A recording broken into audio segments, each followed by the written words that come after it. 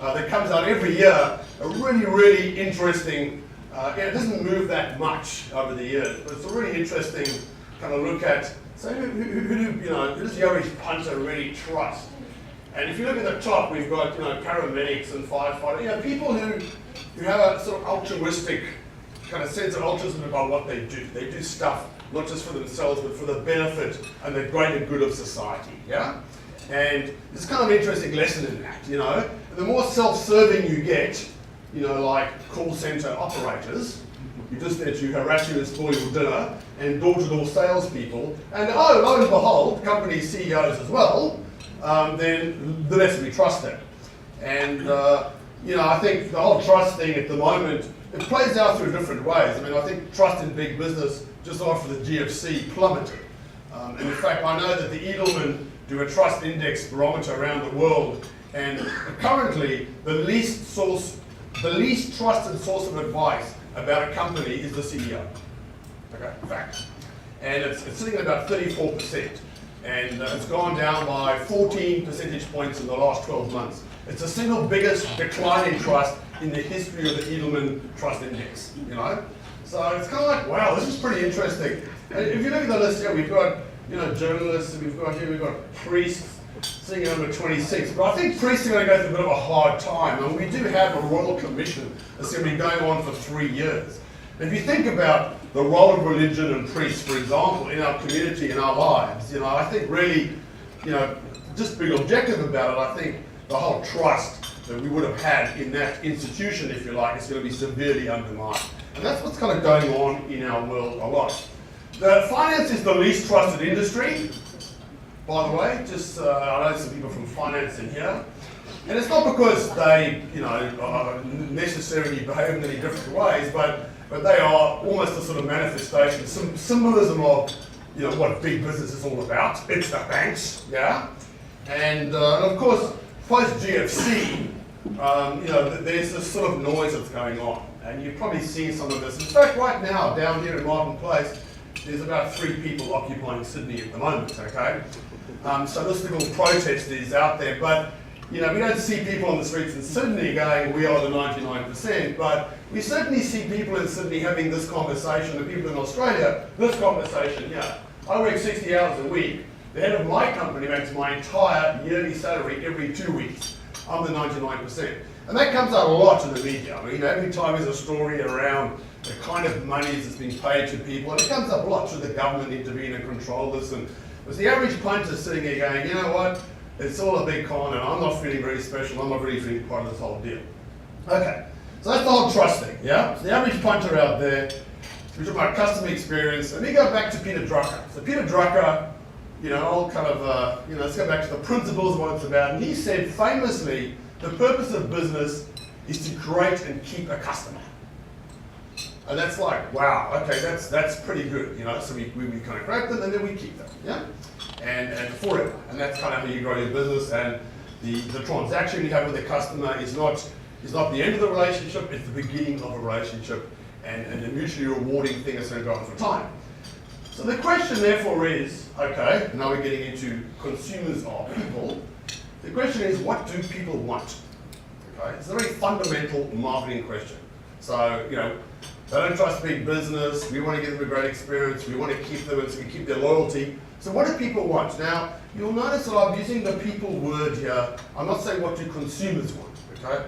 So I like to make a distinction here because if you're a marketer or a large company, you're thinking about your customers as consumers, it's not a very flattering kind of like, am I a consumer? I just consume your shit, Or am I a person?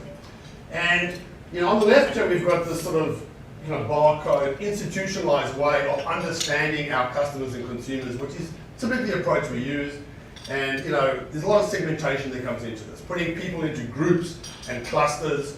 It could be as broad as I'm Gen X and you Gen Y.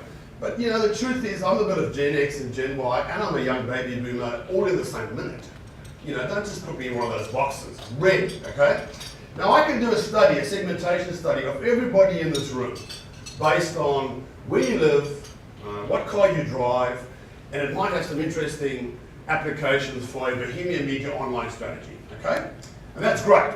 But if I'm building a brand, okay, and I want to create a meaningful connection, a lasting connection, an impression with you, the questions I want to ask when I say what do people want is, I don't really care what car you drive. The interesting question and the important question is, what drives you? Not where do you live, but what do you live for? So this is what I mean by what do people want. It's a brand way of thinking about your customers as real people. But we don't do that. We don't go to dinner parties and go, so, what do you live for? You know, people think you're weird. Don't, you know. We go to dinner parties and go, so where do you live? Well, I live in Manly. Oh, so do I. You must be friends. It sort of works like that, yeah? So let's put ourselves in the shoes to understand, you know, what do people want? You know, what do people live for? Let's put ourselves in the shoes, and we're talking about customer experience, you know, let's walk in their shoes. You know, it's a great exercise, walk in their shoes, you know. In other words, you know, as well as being business people and marketers, whatever you are, you're also customers and ordinary people like everybody else. So let's not make this distinction between the consumer and the customer is out there, because we are all that here inside this room. So Hugh Mackay did a study, and it's not quoted a whole lot, but I quoted quite a lot, in 2004. What do customers really want? And he spent 3 months doing this big study, and this was his headline summary, yeah, of what customers want. The fundamental customer need is to be esteemed, is to be taken seriously and treated like a person of worth and not a walking bag of money. In the end, people only want one thing, an experience that makes them feel better about themselves. When that happens, they'll feel better about you too. That's the rub. That's just a beautiful thought. You know, if that's the thing that's driving your whole customer experience strategy, do people feel better about themselves after dealing with us? In the same way that you walk into a coffee shop and the person who's serving you your coffee can give you a great experience or a shit one, yeah? They can be grumpy, not connected to you, and almost quite rude, and you go, well, yeah, great, thanks for the coffee, mate. Or they can be friendly, pleasant, smile, maybe even use your name. Oh my God, they really love me, you know? This is the sort of stuff that really switches people on. And so we come to Dale Carnegie, yes? 6 ways to make people like you, yeah? Has this changed since 1934? I ask you. Number 1, become genuinely interested in other people. Number 2, smile.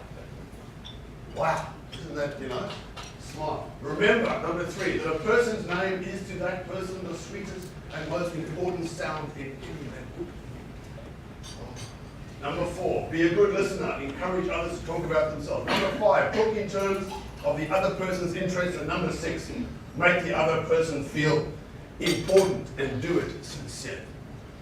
We're going all the way back, yeah? If you had these as the sort of fundamental principles, this is what people want, yeah? This is what you want, it's what I want, it's what everybody wants.